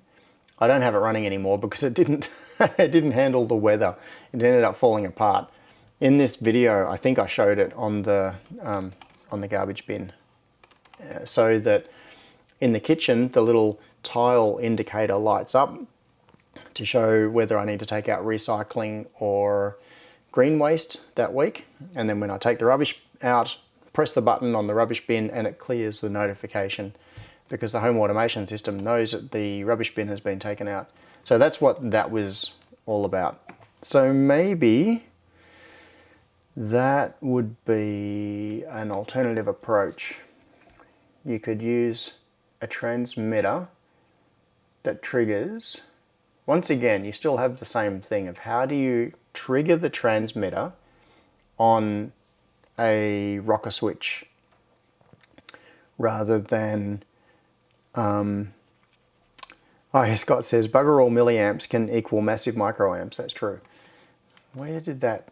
I think I closed that calculator. But I think looking at the orders of magnitude on that calculator, it was still very, very small microamps as well. It was... was it... Okay. Let's get back to this. Ohm's law calculator. Let's go back to here and do this again. I feel like I'm running around in circles now. 3.3 volts, and we'll do 100 kilo ohms. We want the answer in milliamps. Go. Ah, you're right. The if we move that decimal point to the right a couple of places, that is a not insignificant number of microamps. True. Yes. Good catch, Scott. Oh, Rob. Thanks. It's very cool to be an inspiration. Yeah. Oh, Michael says, I use cheap Zigbee door sensors and removed the reed switch. I then solder wires. Yeah. Yeah. Cool. And I think you might be able to get Zigbee sensors that are a dry contact input as well. Let's find out. Anyway, this is kind of deviating a little bit from solving Aaron's problem directly, but yeah, it's all related. Dyro contact. Zigbee dry contact transmitter. I've got no idea if there isn't anything like this. Maybe there is. Accept input from other devices. This replaces the earlier dry contact sensor. Alright, so for those of you that haven't heard the term before, dry contact just means that it is an input that, it's basically like a relay terminal. The idea is that it's meant to be like a totally isolated thing, and you can trigger the input by shorting, or output, it shorts it. So same thing, it means that it's like open circuit versus short circuit. That's what it means by dry contact. So garage door tilt sensor, yeah, Z-Wave door and window sensor. Anyway, there are probably some modules, but someone suggested taking, sorry, I'm scrolling. Michael, yes, Michael Sullivan said, I use cheap Zigbee door sensors and remove the reed switch. I then solder wires. So Zigbee reed switch. I love reed switches. They are so cool. It amazes me that something can be made that is mechanical, that responds to the to such a weak magnetic field. All right, Alibaba. Let's do SC. Let's just try this one. Looking at stuff randomly. Okay, what? $40 each. Okay. I am backing away slowly. Zigbee reed switch, AliExpress. Let's try that. Oh, this is just going to be magnetic reed switches. I want Zigbee reed switches. Oh, I am going way off the reservation now. Oh, hang on, there was something. What have we got here? $12.80. Still seems a little expensive. Yeah. Let's just look. This live stream is watch John click around random websites. Now, also, while I'm thinking about it, since Rob is here, let's do the hookup. Let's do a shout out to, no, not the podcast, the hookup. There it is, the hookup YouTube channel. You can see it's in my history. I'm going to drop this in for those of you who are here because you're interested in this sort of stuff. You really should go and say hi to Rob at the hookup. And as you can see, just looking at my screen here, I've watched Rob's videos. You can see there's little watch markers and stuff on some of those. So, I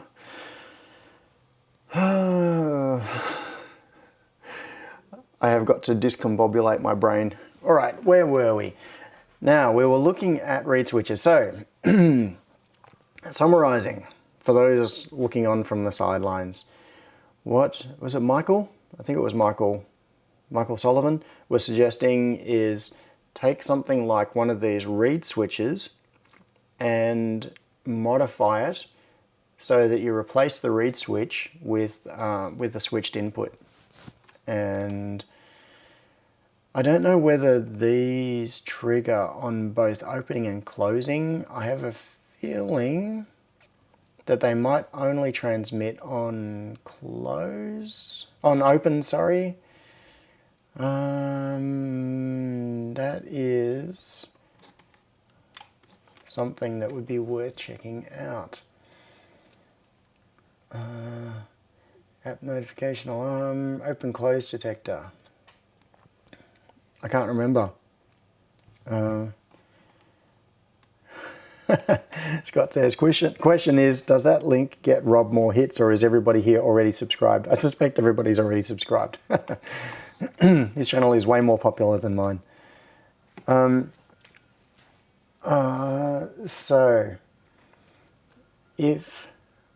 Alright, so Michael, you've done this before. So you've probably looked at the reporting on this. I use these reed switches all the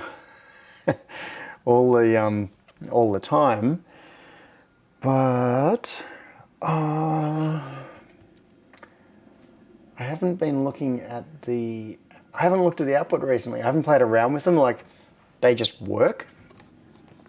Let's have a look at something here. Node red, that one. I want this one. Loading nodes. I've got some events here that are triggered by reed switches that are coming off the Zigbee to Wi-Fi bridge, Zigbee to MQTT. What am I looking at? Lab. All right. No, outside, maybe the outside stuff. What have we got? Buttons, backdoor. Ah, here we go. Backdoor. No, those are buttons. That's not what I want. Where is it? Security, infrastructure, enviro. Somewhere in here. I can never find this stuff. Is it? I thought it was in this flow. Somewhere around here I've got inputs from reed switches that are triggering different things. Look at this. Drill press power. The power to my drill press is controlled by a Tasmatized power socket. Rack lights. Office lights. This is not riveting viewing. Was it in here? No, this was just some stuff I was messing around with. On color, off color. I don't know where it is. The point of this, what I was trying to get to, was looking at the signal that comes from one of those little reed switches and see if it notifies of events both on opening and closing events. If it does, then Aaron, I think this is the solution to your problem.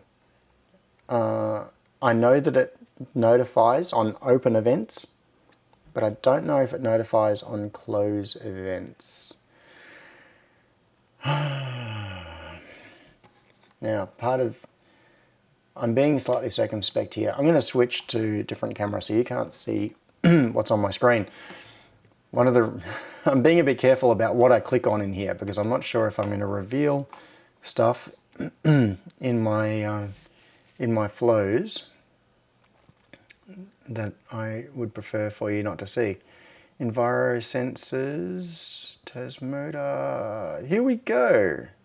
Okay, let's do a test. I think this is useful. So,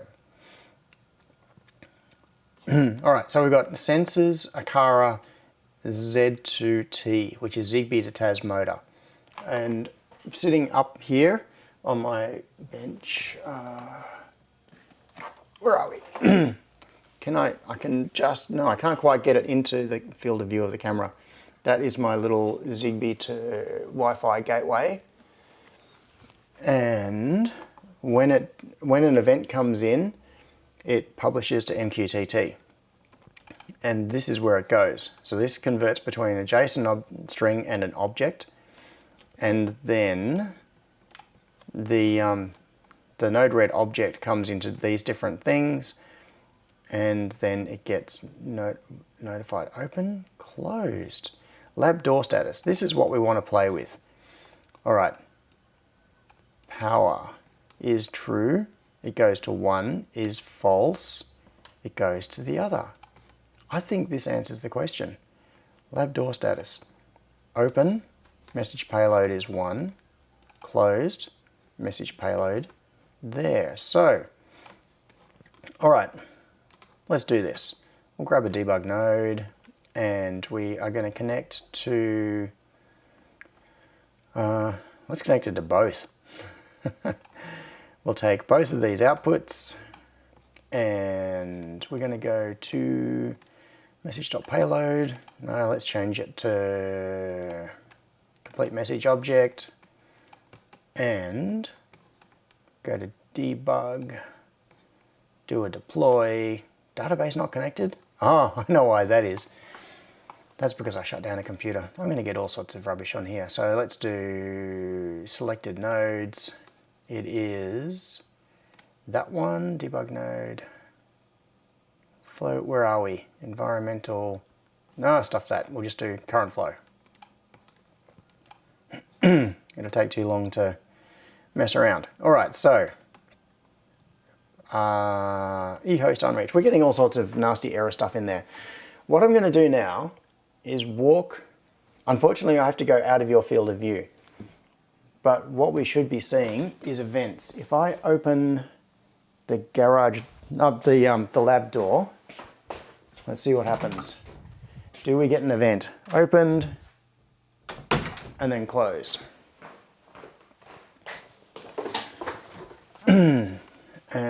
What? Why did that clear? There is... Close that. Message... Alright, I'm going to try again. Hopefully before more stuff appears. Open, we didn't get anything. I wonder if that is even doing anything at the moment. All right. Let's just turn this one on, see what we can see. Clear this. We'll watch everything. Open. I'm not getting any events off this door. I wonder if this is even working. I'm going to go and open another door. Open, closed. Now, did anything happen? No. I have a feeling that this is all very broken right now. Okay. But how is it broken? How is it broken? Is it something that I can fix right now or not? So we've got sensors, Akara. I have a feeling that fixing this is going to be something that is not a spectator sport. So I'm going to go back to reading the chat. Okay. So David says, I've used the Xiaomi MCCG Q01LM door sensor and replaced the read sensor, sends MQT on state change to both open and closed. Perfect. That is exactly what we want. And that answers the question. Now, so,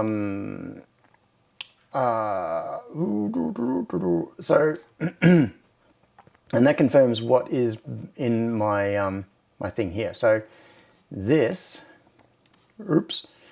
these nodes just here. So lab door status. What this should be getting is, what it's looking for is the Zigbee payload, which has this ID. So it is coming from the device that is connected to my lab door. Not that one, not the one you can see there. Another one over that way. And it is looking for the power topic. Now, the way this, now my understanding is the way these work. So the reed switches that, like the little Zigbee reed switches that you put on doors and windows and things, the way they report is power. And it will be power on or power off. It's instead of reporting open and closed. Basically, it's using a label kind of inappropriately, but it works. So if you look for a state of power on, then it's transitioned to on. And if you look for a state of power off, it's transitioned to off. And that is equivalent to opening and closing, whichever way around it goes. I don't know which way, but it doesn't really matter. All you're looking for is a transition. So what you would do is you wouldn't even be looking for, like in this case, what I've done is split it, and it's kind of stupid here.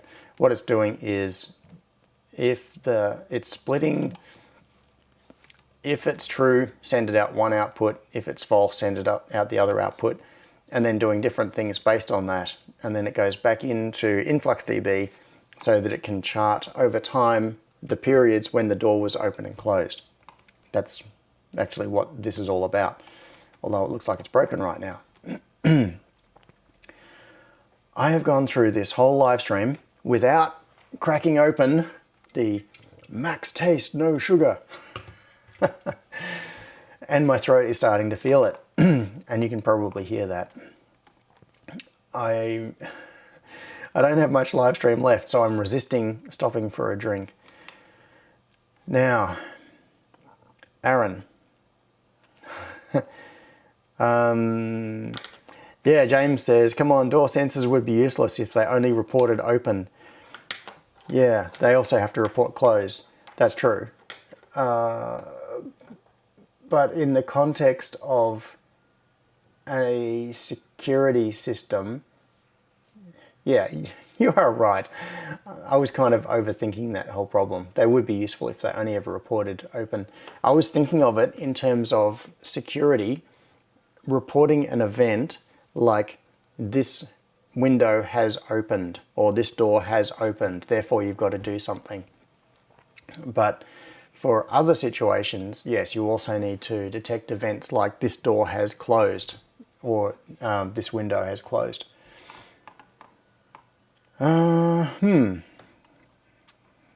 Yes. Kabletti said, what the hookup said. Okay, so what did the hookup said? The hookup says, I don't think you deployed that. Yes, probably. Probably. Gavin Jackson, contractual obligation Coke promo. All right, so the thing is Pepsi. No, this channel is not sponsored by Pepsi. It is sponsored by you. Yeah, but John doesn't solve the problem, but does achieve his daily steps. Yes. Okay. Now, let's kind of get back to Aaron's question here. I'm going to switch back to overhead. All right, so what I would do in this situation, and going on the suggestions of Michael and many other people, I would take a Zigbee reed switch. Okay, I should have done it big enough to write labels. So a Zigbee reed switch transmitter, and you open it up, and the contacts where the reed switch is, so basically you remove the reed switch and you got two contacts. Then you would take your light switch, and in your case it's a three-way switch, but we're going to ignore the other two. You take the contacts from your switch and you connect it across the Zigbee terminals, just to really belabor the point. So this part of it is at the location of your switch. Each time you flick the switch, it is going to either open or close the terminals on the Zigbee reed switch transmitter, which will then send an event. Then what you have is a device like a Zigbee to Tasmotor device, which would be like a Wemos D1 Mini or something equivalent to that, and that can be on permanent power. So we've got power going into that, and that's running 24/7. So it receives the signal, and then that transmits to Wi-Fi, and so it's connecting via Wi-Fi to get onto your network. So that then goes via your network to your MQTT broker, and that receives the event, and that goes to whatever you like. New acronym that we just invented for this. So I think this would achieve what you're wanting, because the Zigbee reed switch transmitters, they last for ages, like measured in years, before you've got to replace the coin cell battery in it. So Zigbee reed switch transmitter mounted behind your light switch, and then an always on Zigbee gateway, so Zigbee to MQTT, and then from MQTT you can do whatever you like. So Aaron, would that meet the objectives of the project? That would give you low power pizza fund. Some call it fun. Thank you. Yes, we invented a new TLA. So Jordan said, my wife was trying to set a timer and the voice assistant heard John say security system, so it set an 8-minute timer called security system. Yeah, I've gone off saying, okay, I have a she who shall not be named sitting on the bench right in front of me right now, and I changed the trigger word to be computer so that I could use it on live streams without triggering everybody else's voice assistant, and that turned out to be a really bad idea, because do you know how often I say the word computer when I'm doing live streams like this? So then I changed it to echo, and that is also a bad idea, because echo, that sound appears in many other words, and it was just constantly waking up. So now whenever I'm doing live streams, I have to hit the mute button on it. There's no other way around it.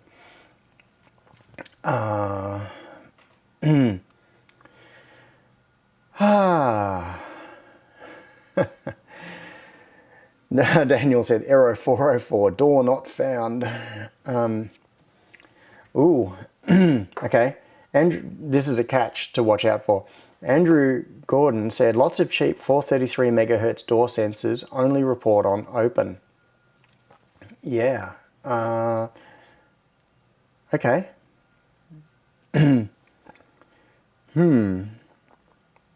So Aaron says, for one switch, this solution per light switch seems like a lot to fit in the light switch back box.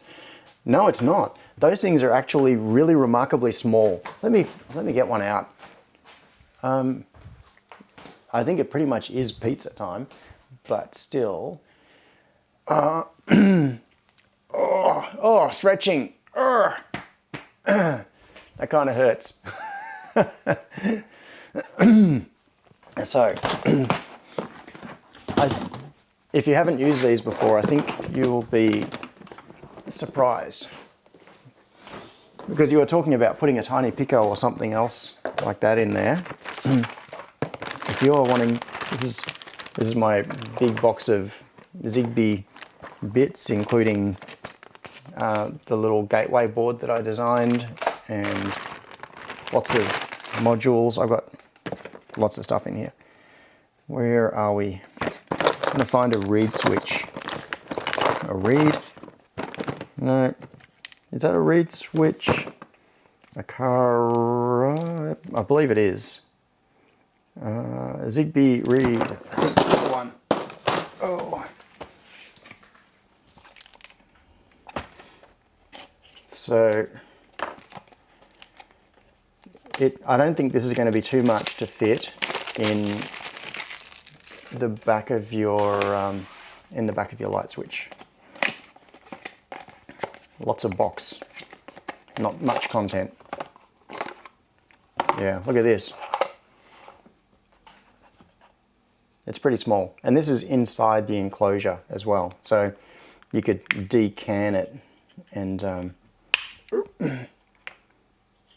like there's the coin cell battery. Now where's something, I need a banana for scale. Where is, all right, maybe a pen will do for scale. So that's just a normal size pen, you know, X-Acto knife, it's the same sort of size. This is quite small. I need a quarter, like an American quarter. Yeah, I mean, you've seen the size of an X-Acto blade. They're not exactly large. This is, yeah, they're small. You would not have any trouble at all fitting this behind a light switch. You wouldn't have any trouble fitting 3 of these behind a light switch. So for your 3-way thing, I don't want to break this because I'm going to want to use this one for real. But yeah, what you would need to do is take it apart, find out how to pop it open, and find the contacts for the reed switch. Why not? Let's see what we can find. Got to see if I can get this open without breaking it. Crack.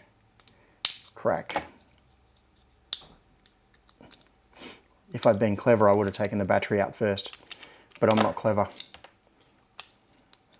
Come on. Wriggle. What's holding that in? I don't know. Oh, okay, there's the little button assembly. Now, let's get some zoomage. Oh, that was maximum, it is maximum zoom. That's as far in as I can zoom. Okay, I'll see if I can get up a bit closer and still get it to focus. So, channeling someone else. Focus you, no, I'm not gonna complete that. Come on, back out. It's gotta focus here somewhere. Just there is the reed switch on the side of it. So when it's in the enclosure, this gets mounted on, like on the frame. This has got a magnet in it. This gets mounted on the door, and they sit side by side. And then when the door opens, the magnet moves away. When it closes, the magnet moves closer. And this little reed switch on the inside here is what's detecting the presence of the magnet. So all you would do is remove this reed switch. You could either unsolder it, or if you were being brutal, you could just cut the little wires there and then wire your switch directly across this so that when the switch changes state, this will think that the door has opened or closed. And then it will report a Zigbee event. And with this battery in it, that'll run for a long, long time. And if you wanted to make it last for mega years, just connect a bigger battery. This is it's a 3-volt coin cell. It's a CR1632, which has there's not a whole lot of energy in these things. The energy density of coin cells is pretty low, but it's a 3-volt cell. So if you got a bigger 3-volt cell, something with a higher energy capacity, and you just wired it across the same terminals, you could easily make something that would last for the shelf life of the battery. Like you could make something that's going to last for 5 years before you got to change the battery. And that is small. Like the size of, half my thumb small. So, excuse my throat. So Aaron says, but I'd need 3 of them in the back box for the 3 switches, right? Yes, that is correct. You would need 3. Oh yeah, Trevor. So you said I have a battery in frame. What size is it? That is a CR1632, which is the one that was included in it. The magnet is, look at this. The magnet has connected everything together. Magnets are magic. I love magnets. So just put a bigger thing in there, like what was it? CR1632. Put a CR2042, 2040, or just a larger capacity 3-volt coin cell, and that will last for years with being activated many, many times a day. So dime sized. Now I wonder if I've got any coins. I don't think I'm rich enough to have coins. Coins? Do I have any coins here? I don't know. Yeah, dime size. No, it looks smaller than a dime to me. I think I have American money here. I've got a little box with stuff in it, like travel sims and things. Because whenever I travel, you always end up with money left over that's not worth changing. And then like USD, so US dollars, whatever is left, it just goes into a Ziploc bag. So I've got New Zealand dollars and euros and RMB and Hong Kong dollars. What else is there? Pounds.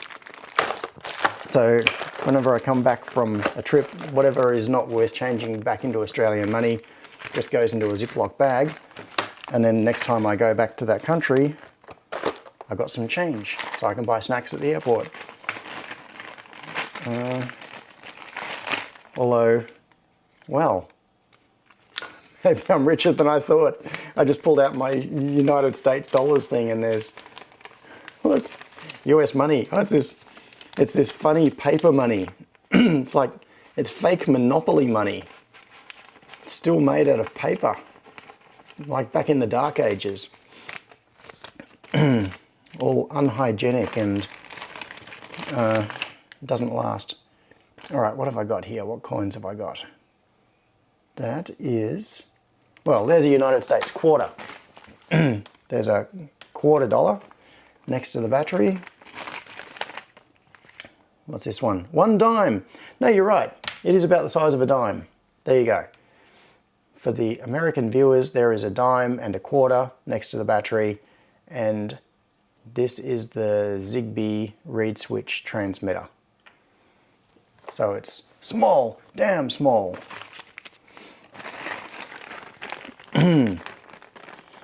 Now, next time the Australian dollar crashes, I should go and change these US dollars. So this is my my foreign currency trading method. You get some notes, stick it in a Ziploc bag, and keep it on a shelf. Although, like, every time you do a currency conversion, it costs 15 bucks or some ridiculous fee. So that's why it's often just not worth changing the money back again. I want to travel again. I love seeing new places. One day, we will be back living in a world where we can jump on an aeroplane and go to cool places and meet cool people again. So 1632, so 16 millimeters wide. That's right. So the way battery sizes work, like coin cell batteries, the first two digits are the diameter, the second two digits are the thickness in, what would you call it? Decimillimeters. No. What's a tenth of a millimeter? So 1632 is 16 millimeters diameter and it's 3.2 millimeters thick.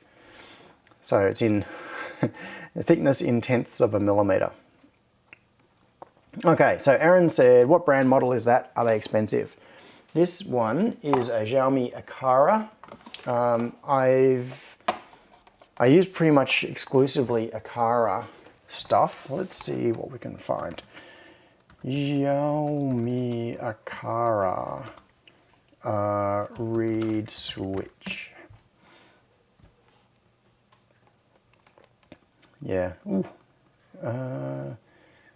Well, that is, come on, reed switch, eBay. I'm just trying to find somewhere that will give a vaguely sensible price on it. What is with these prices? That is crazy. 25 bucks for a reed switch. No, go away. $25. They were, when I bought these, I thought they were like $5 each. Have their prices gone through the roof recently? Let's go back to AliExpress. I'm going to go and grab some lunch soon, and you probably should too, if you're in my time zone. US, oh hang on, let's see this. Flash deals, $5.52. What is this one? 2-year, oh this is a 2-year one. I don't know who makes this, but this is more, don't you hate it when they advertise shipping $1.26, $5.52. Why does it go up to $34?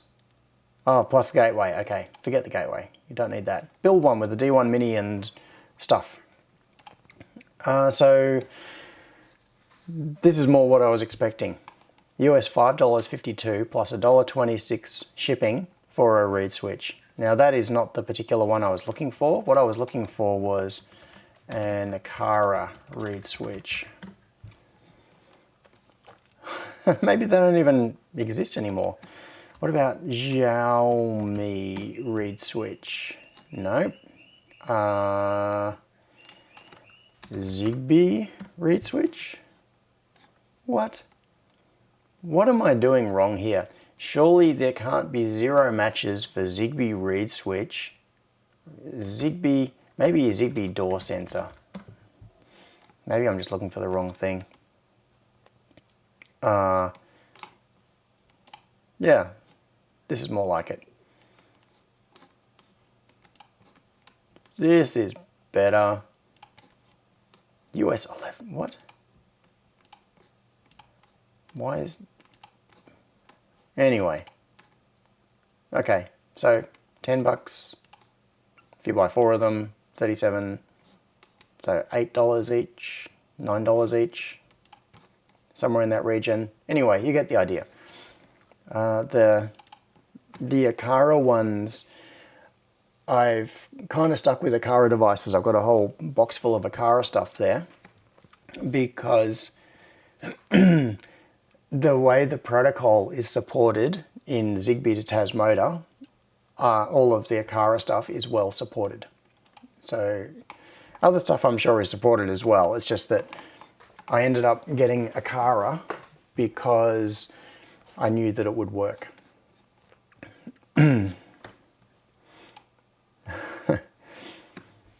Yeah. Okay, so James said info on Zigbee D1 gateway. Yeah, Jordan was spot on. Call them door sensors instead of reed switch. All right. Now, what can I show you? This will be the last thing I show you before I sign off. So this is a project I did ages ago, and I've never actually done a video about it. So I've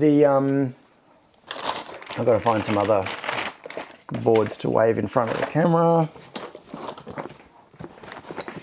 There's that one.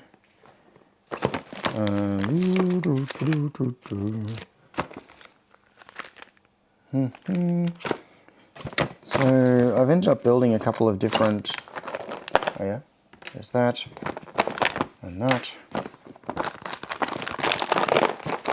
Oh, and there's a D1 Mini. And here's a big pack of PCBs. Where did these ones come from? Don't know. Is it JLC? This one might have been from All PCB or somewhere. So, oh, and more PCBs. All right. So this is the Zigbee to Tasmoda coordinator board. And what it does is you combine Wemos D1 Mini, which can plug in, which way around? That way or that way? Goes in that way. Now this was one of my test boards, which is why I've got sockets on it. But the idea was that you would just put it directly on with pins and the spacer. And so it would make it a much lower profile thing. And then there is a module like this, which is a Zigbee module, which plugs in here. Although I think this particular one, is this the right module? I don't remember. That's right, I think this might be the one where I screwed up the position on the board. I had to change the offset on the socket a little bit because I got the footprint not quite right. So combine those two things, and what you can do is Zigbee communications here and Wi-Fi from the D1 Mini. So this whole device acts as a Zigbee to Wi-Fi bridge.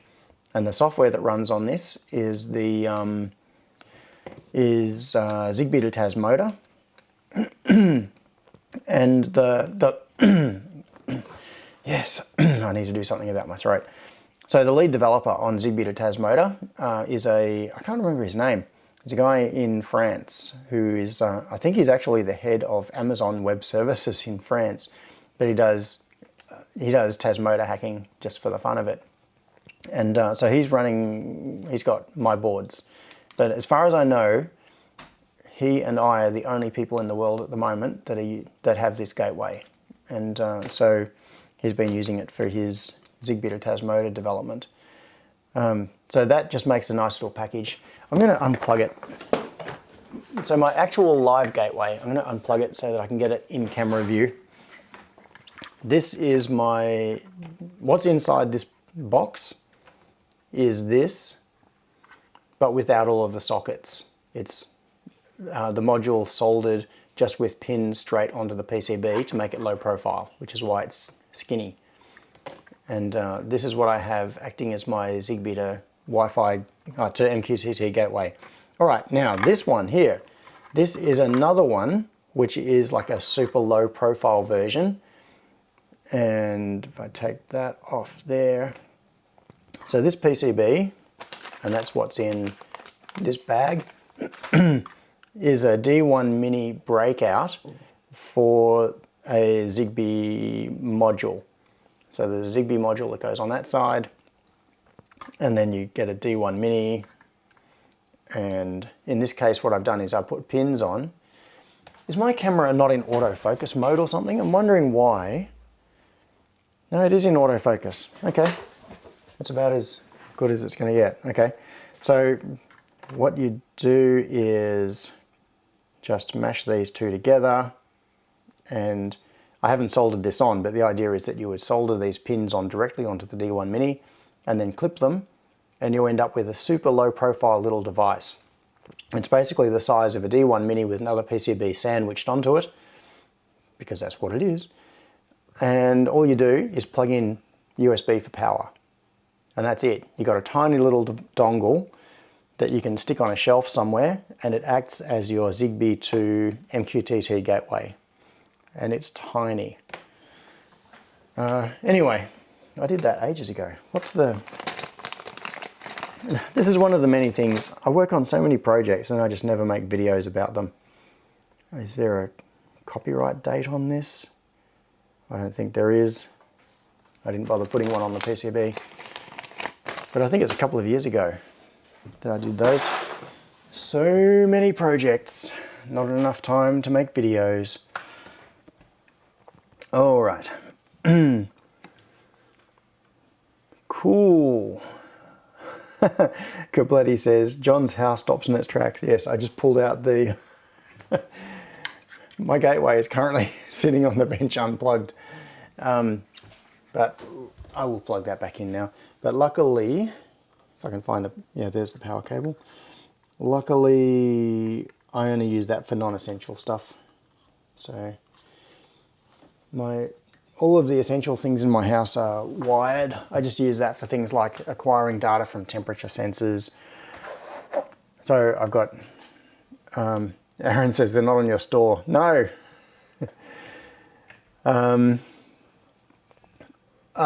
Most things aren't on my store. I am really bad at commercializing stuff. I just like making things. I make them and then I don't bother selling them.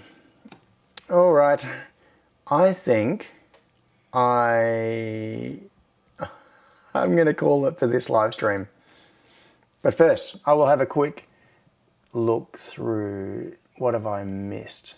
The hookup said it's cloth actually. What was cloth? Cloth? What? I don't know what that was in relation to. Sorry, Rob. Aaron said, so I wonder if I make my own board, does the RF chip allow multiple codes for multiple pins? Yes. All right, so just before I wrap up, this is throwing back to, I've got to find it. Yes, this one. Oh, could you hear that? That was my stomach. That wasn't an earthquake. All right, so this is throwing back to this one. This was using a transmitter. All right. Here we go. This is another episode of Watch John Browse AliExpress. No, I do not want your stupid pop-ups. Did that? Oh, Hocker. Look, the suggestion. What the hell is a Hocker? The search auto, the search suggestion in AliExpress says Hocker, H-O-C-K-A-R. I'm not even going to search for that. I don't want to know what that is. So let's 433 megahertz transmitter and receiver module. Well, at least that autocomplete was good.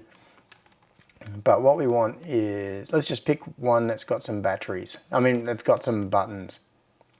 Multi-button. This one will do.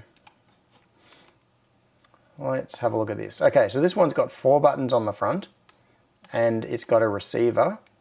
And if you, I'm just going to close a whole bunch of these things that are open and confusing things. Leave site, yes, leave. I do not want to deploy changes. Close that, close that, close that. All right, so this thing. In this tutorial, it's talking about reading. So on this one, it's using a receiver that just has a relay. So it just triggers a relay when you press the transmitter button. And you can get receivers that have got multiple relays, like 2-channel, 4-channel, 8-channel receivers, and transmitters that have got matching numbers of buttons on them. You can also do it this way, where you have a receiver that you connect up to a data pin on your Arduino or whatever receiver board you're using, and then you decode the data to see what the signal is that's been transmitted. But that takes a bit of software jiggery-pokery. And in this case, we've got a 4-button transmitter and a receiver. So what you could do, well, here's another one. Look at this one. If you're looking for simplicity, it's kind of crude, but these ones with the relay receiver are an interesting way to do it. Now, I don't think this will actually solve your problem very neatly, Aaron. It's interesting to think about, but I still think Zigbee is the way to go. This will be cheaper, but there'll be some messing around, and it doesn't solve the problem of the momentary switch, because these transmitters expect you to just press the button and let go of it.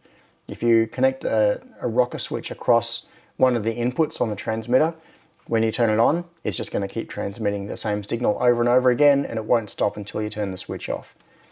But if we look at this, this is the stuff that you'd use. So you would get the transmitter, mount that behind your wall plate, and on the receiver, on this case, it's got relay outputs. So you would have 4 digital inputs onto whatever your device is, and then you just read the state of the relays. When the relays are fired, you know that the button is being pressed, and you can do something. So that is super simple. And as you can see, it's $7.98 for the 4-channel version, plus a few bucks shipping. But it is super cheap, it is super simple, and the buttons in the transmitters last for ages. But it does not solve the problem that we were talking about with the switch. So you would have to go back to solving that problem. But in some situations, this can be a very useful sort of thing. All right. Jordan Reese said US dollar is cloth. Yeah, okay, that's right. It's not paper. It is some kind of woven material, but it still seems like pretend money. It should be plastic, like in all good countries. Lasts much longer and harder to counterfeit, and can be cleaned. So it's you're not handing around little bacteria tokens to everybody. Dodgy says, having no idea what we were talking about today, did we solve the problem? I don't know. Aaron, hopefully we've given you some ideas. Yeah. Rob just said, I just searched it. I'm not even sure AliExpress knows what a hocker is. Yeah, H-O-C-K-E-R. Don't know. I don't know. All right. Scrolling back. Who was it that sent me pizza money? Some call it fun. Thank you very much for the $15 super chat. Some call it fun. I really appreciate it. Yeah. On that subject, I'm going to have a new computer in my very near future. So I might be putting out the call for donations sometime soon. Yes. My computers have just barely held on. They're holding on for the new Macs to be released. And they might live long enough. Just barely. All right. Thank you very much for coming along and sharing a bit of a weird live stream with me. But it's interesting looking into random questions. And thanks, Aaron, for bringing the interesting question, because it allowed us to dig into all sorts of different things and chase different squirrels. So, Kableti said, David's Pizza for the win. David's Pizza. I don't know that one. David's Pizza. Where are they? So for those of you who don't know, Cable Tie lives quite close to me. David's Pizzeria, Croydon. Macadam Square. Okay. I've never actually had pizza from David's. Yeah, so thanks for the recommendation. Stephen W. said, a shiny new M2 chip is in your future. Yes, M2 or M1X, whatever they end up calling it. Yes. So there are some options. I'm not going to start talking about that. I need to end the live stream and go and get some lunch. And you need to go and get some lunch or a midnight snack, depending on your time zone. So thank you all for coming. And I've got to try to remember how do I end OBS again. All right. Thank you for coming. And I will talk to you all soon. Bye. Oh, and go and make something awesome.